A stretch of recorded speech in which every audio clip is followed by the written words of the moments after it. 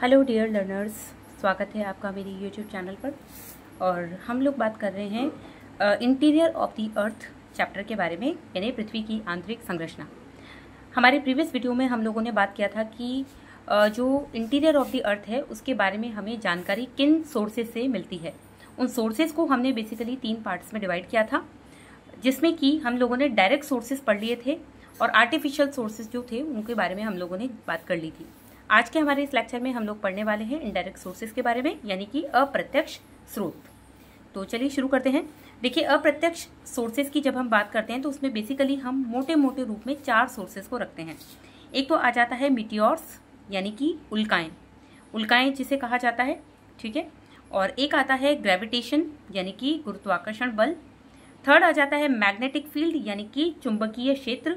और फोर्थ आ जाता है सीस्मिक एक्टिविटीज, यानी कि भूकंपीय क्रियाएं। ये 4 जो सोर्सेज हैं बेसिकली ये इनडायरेक्ट सोर्सेज होते हैं जो हमें पृथ्वी की आंतरिक संरचना की जानकारी देते हैं। तो चलिए शुरू करते हैं। Analysis of properties of matter indirect provide information about the interior. अगर हम देखते हैं कि पृथ्वी की आंतरिक संरचना की अगर हमें जानकारी मतलब निकालनी है तो कुछ ऐसी चीजें होती है जो हमें अप्रत्यक्ष तरीके से इनडायरेक्ट वे में हमें जानकारी देती है। We know through the mining activity that temperature and pressure increases with the increasing distance from the surface toward the interior of the interior in deeper depth। हम ये चीज जानते हैं कि खनन क्रिया जो होती है, माइनिंग जब की जाती है, खनिजों को निकालने के लिए माइनिंग जब की जाती है तो हमें पता चलता है कि पृथ्वी के धरातल में जैसे जैसे हम गहराई की तरफ जाते हैं, जैसे जैसे हम डेप्थ में जाते हैं, वैसे वैसे टेम्परेचर और जो प्रेशर है, दबाव है, वो बढ़ता जाता है, ठीक है। और इतना ही नहीं बल्कि जो जैसे जैसे डेप्थ बढ़ती है वैसे वैसे किसी भी पदार्थ की जो डेंसिटी होती है, यानी कि उसका जो घनत्व होता है वो भी बढ़ता जाता है। ये भी हम लोगों ने कल बात की थी और उसके क्या कारण थे वो भी हम लोगों ने कल पढ़ लिए थे। साथ ही साथ में क्या होता है कि more over it is also known that the density of the material also increases with depth, यानी कि जो डेप्थ है जैसे जैसे वो बढ़ती जाएगी वैसे वैसे डेंसिटी भी बढ़ती जाएगी। It is possible to find the rate of change of these characteristics knowing that the total thickness of the earth. Scientists have estimated the values of temperature, pressure and density of materials at different depth।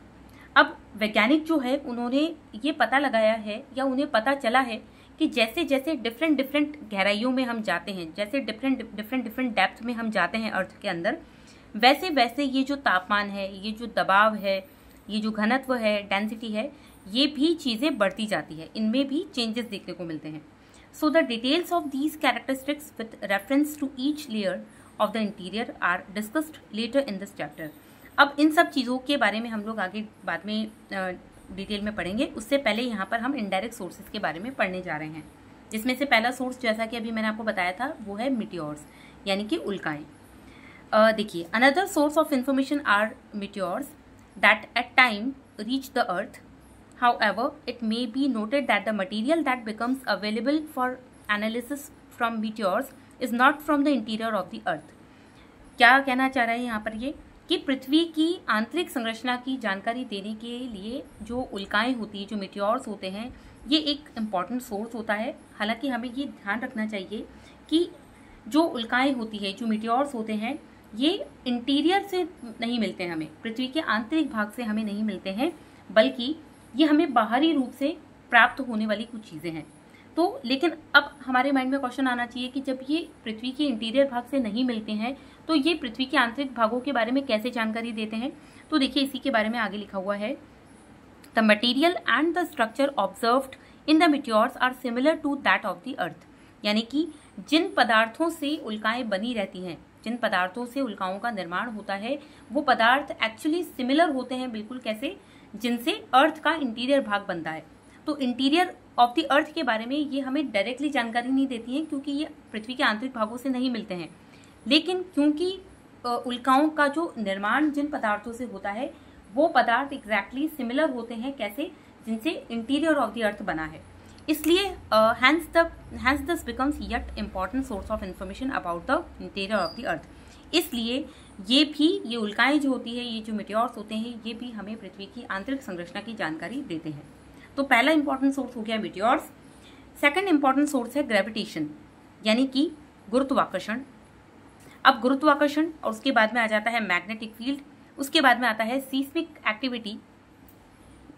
तो ये भी हमें important जानकारियां देते हैं। इसमें से हम पहले बात करते हैं ग्रेविटेशन फोर्स के बारे में, यानी गुरुत्वाकर्षण बल के बारे में। इसे जी सिंबल से डिनोट किया जाता है। जी जो इसके लिए स्मॉल जी है वो यूज किया जाता है। It is not the same at different latitudes on the surface. अब ग्रेविटेशनल फोर्स जो होता है यानी कि गुरुत्वाकर्षण बल, ये फोर्स कौन सा होता है? किसी भी एक ऑब्जेक्ट के द्वारा किसी दूसरे ऑब्जेक्ट को अपनी तरफ अट्रैक्ट करने का ये फोर्स होता है। लेकिन ये फोर्स जो होता है ये हर एक अक्षांश के ऊपर, हर लैटिट्यूड के ऊपर बराबर नहीं होता है, समान मात्रा में काम नहीं करता है, बल्कि हर एक लैटिट्यूड पे इसकी जो मात्रा होती है वो अलग अलग होती है। It is greater near the poles. ये पॉइंट बहुत ध्यान रखना है आपको कि ये सर्वाधिक कहाँ होता है? पोल्स पे, ध्रुवों के आसपास में, और सबसे कम कहाँ होता है? इक्वेटर के आसपास में। ठीक है, this is because of the distance from the centre at the equator being greater than at the poles. ऐसा क्यों होता है? क्योंकि यदि हम आप देखिए, मैं एक डायग्राम आपको यहाँ पे बना के दिखा देती हूँ। ये हमारी जो अर्थ है, अर्थ का शेप आप जानते हैं कि जियोइड है। जियोइड शेप कैसा होता है? जो इक्वेटर के आसपास से थोड़ा सा बाहर की ओर निकला हुआ होता है, जिसमें बल्जिंग होती है, और ये जो पोल्स होते हैं यहाँ से थोड़ा सा वो दबा हुआ होता है, फ्लैट होता है। तो अगर हम इसके सेंटर से ये वाली यहाँ एक त्रिज्या खींचेंगे, एक रेडियस यहाँ बनाएंगे और एक रेडियस यहाँ बनाएंगे, तो छोटी रेडियस कौन सी बनेगी? ये जो पोल्स के साइड में जो रेडियस है ये छोटी बनेगी, जबकि इक्वेटर की साइड में ये जो रेडियस है ये थोड़ी सी बड़ी बनेगी। उसका कारण क्या है? हमारी अर्थ का आकार, जो कि कैसा है? जियोइड है। जियोइड आकार की वजह से हमारी अर्थ की जो त्रिज्या है, जो इसका जो रेडियस है, वो इक्वेटर पे बड़ी होती है, जबकि पोल्स पे वो छोटी होती है। तो अब कोई भी चीज अगर यहाँ पोल पे रखी होगी तो वो सेंटर से ज्यादा पास होगी बजाय किसके? इक्वेटर पे रखी हुई चीज की तुलना में। तो ऐसे में ज्यादा ग्रेविटेशनल फोर्स कहाँ लगेगा? पोल्स के ऊपर लगेगा ऑब्वियसली।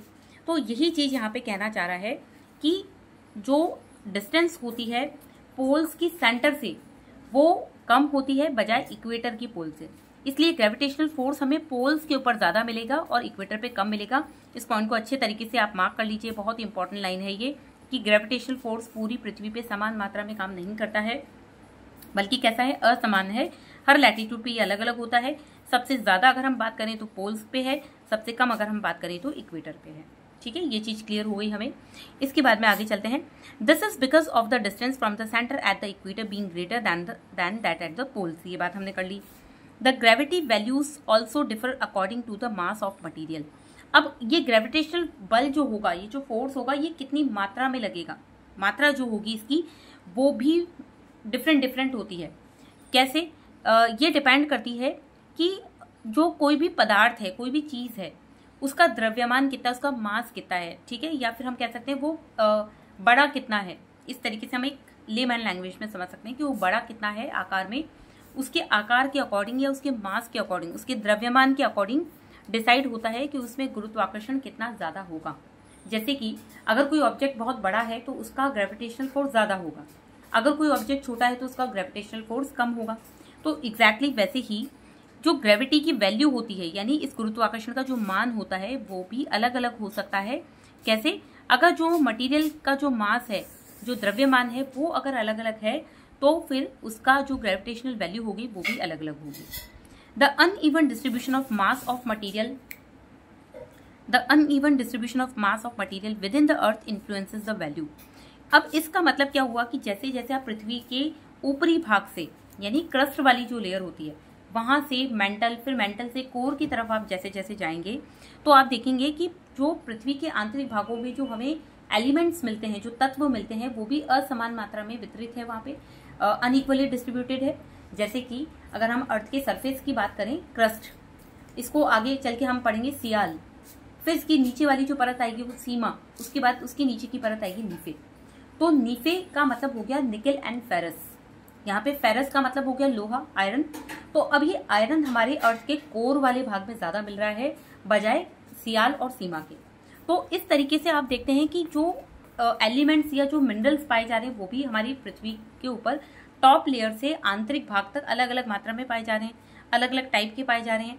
तो इस वजह से, इन सबके अनइक्वल डिस्ट्रीब्यूशन की वजह से ही जो ग्रेविटेशनल फोर्स है उसकी मात्रा भी, यानी उसकी जो वैल्यू है वो भी डिफरेंट होगी। ठीक है, उम्मीद करती हूँ आपको चीज ये वाला पॉइंट क्लियर हो गया होगा। So the reading of the gravity at different places is influenced by many other factors. इसका मतलब ग्रेविटेशनल फोर्स कहीं पे कम है, कहीं पे ज्यादा है, इसके पीछे बहुत सारे कारक, बहुत सारे फैक्टर्स रिस्पॉन्सिबल होते हैं। These reading differ from the expected values, such a difference is called gravity anomaly. अब ये जो ग्रेविटेशनल फोर्स जो होता है या ये जो ग्रेविटी होती है, ये हर एक प्लेस पे अलग अलग मिलती है। इसको क्या कहा जाता है, इसके लिए एक टर्म यूज की जाती है, उसको हम बोलते हैं ग्रेविटी एनोमली।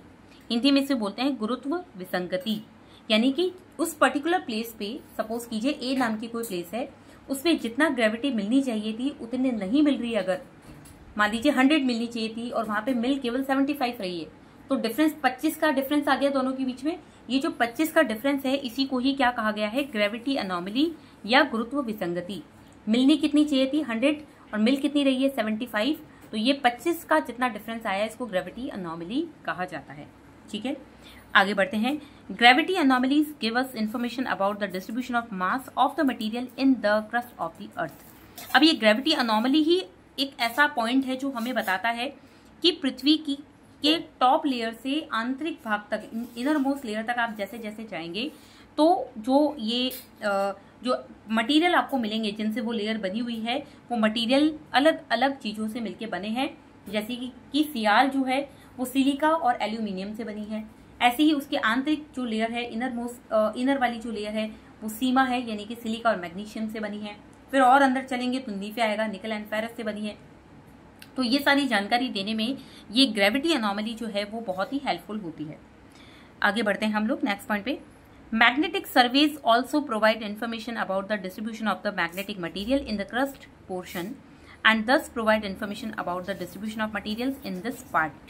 अब ग्रेविटी के अलावा एक और पॉइंट भी होता है जो हमें आंतरिक भागों के बारे में, पृथ्वी की आंतरिक संरचना के बारे में जानकारी देता है। वो कौन सा है, वो है मैग्नेटिक सर्वे, यानी कि चुंबकीय सर्वेक्षण। ये भी हमें इंपॉर्टेंट इन्फॉर्मेशन देते हैं। और इसी तरीके से एक और इम्पॉर्टेंट सोर्स है, वो है सीस्मिक एक्टिविटी, यानी कि जो भूकंपीय गतिविधियां होती है, वो भी एक इम्पॉर्टेंट सोर्स है जो हमें पृथ्वी के आंतरिक भागों के बारे में जानकारी देती है। तो ये हो गया हमारा इनडायरेक्ट सोर्सेज के बारे में सारी जानकारी कंप्लीट। अब हम बात करेंगे अर्थक्वेक के बारे में, क्योंकि अर्थक्वेक सबसे इम्पॉर्टेंट इनडायरेक्ट सोर्स है जो हमें अर्थ की इंटीरियर स्ट्रक्चर के बारे में बहुत ही रिलायबल जानकारी देता है, बहुत ही विश्वास पात्र जानकारी देता है। इसलिए अर्थक्वेक के बारे में यहाँ पे इस चैप्टर में काफ़ी डिटेल में बताया गया है। तो चलिए शुरू करते हैं हम इसके बारे में पढ़ना। तो देखिए, अर्थक्वेक बेसिकली क्या होता है।